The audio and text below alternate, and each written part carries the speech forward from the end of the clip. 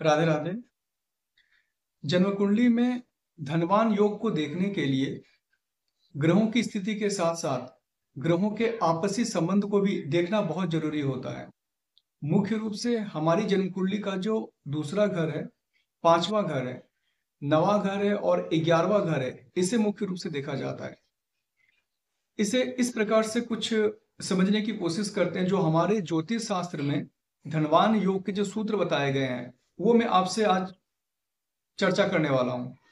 तो सबसे पहला सूत्र लेते हैं कि आप अपनी जन्म कुंडली खोलिए और उसमें देखिए कि आपके जन्म कुंडली का जो दूसरा घर है, उसका जो स्वामी ग्रह है, जिसे हम लोग द्वितीयेश अथवा धनेश कहते हैं, यदि वो आपकी जन्म कुंडली के 11वें भाव में बैठा हुआ है, ठीक है, और 11वें भाव का स्वामी जिसे हम एकादशेश अथवा आयस कहते हैं, यदि वो द्वितीय भाव में जाकर बैठा है, तो यह धनवान योग का निर्माण कर रहा है।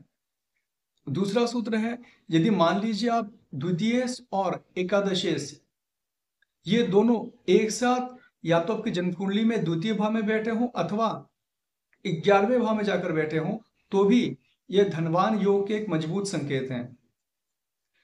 तीसरा है सूत्र, आप मान के चलिए जो हमारी जन्म कुंडली है उसके जो पंचम भाव हैं, पंचम भाव के स्वामी ग्रह को हम लोग पंचमेश बोलते हैं। तो आपकी जन्म कुंडली में पंचमेश और नवम भाव के स्वामी जिसको नवमेश बोलते हैं, ये दो ग्रह यदि एक साथ आपकी जन्म कुंडली के शुभ स्थान अथवा त्रिकोण में बैठे हुए हों, जैसे शुभ स्थान यानी केंद्र स्थान कहते हैं हमारी जन्म कुंडली के पहले, चौथे, सातवें और 10वें घर को, और त्रिकोण स्थान कहते हैं पहले के साथ साथ 5वें और 9वें घर को, ठीक है।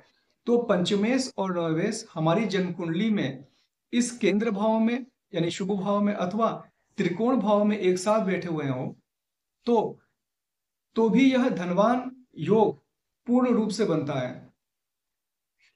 तो ध्यान ये रखिएगा कि ज्योतिष शास्त्र जो है कभी भी आंकड़ा नहीं बताता है कि आप करोड़पति बनेंगे या अरबपति बनेंगे, ये सही बात है।